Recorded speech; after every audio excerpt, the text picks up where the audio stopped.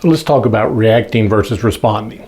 So react it's a quicker word. That's something that happens immediately, and that's what your emotions are very good at. Your emotions are good at helping you react, and sometimes that's the right thing. So when's that a good time? Well, you put your hand on a hot stove. A reaction is what you need. You don't want to have to think about it for a second. You need to immediately remove your hand from that pain source. So that's that message of pain. Get away from that source of pain immediately. Another one that this happens a lot is fear. You're driving down the highway and someone starts to move into your lane. You need to react immediately. Figure out a better way to get away from them, to avoid the collision that's there.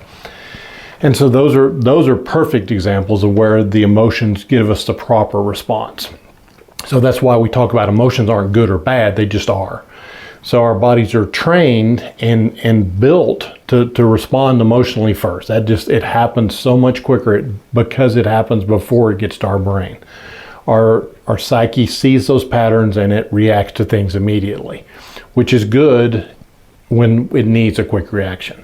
So what we want to try to do is learn when or after the immediate part of that first part of the reaction of that emotion is then to pause if you have time and see, okay, is this something that needs a reaction or a response?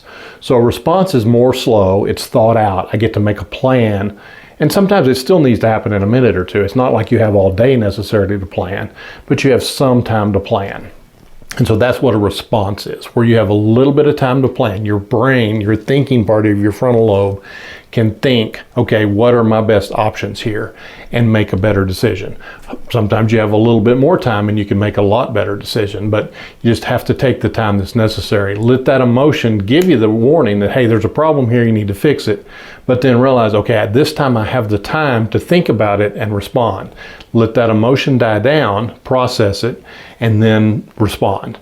So there's a proper time for reactions, and our emotions are very good at that. And there's a proper time for responding, and our brain is very good at that. The problem comes in if we are always in that react mode.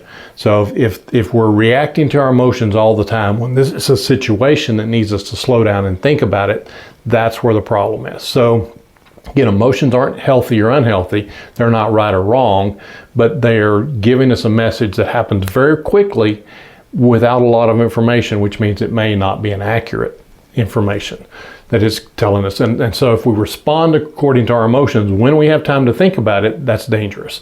So react when you have to, but when you have time to, slow it down, look for a safe, healthy, intelligent, wise response, and respond when you have time. So use the emotions and use your brain in the proper places, and don't let your brain react, or don't let your emotions react, when what you need is to slow down and make a good response with some wisdom involved in it. So hope that helps kind of clarify it a little bit.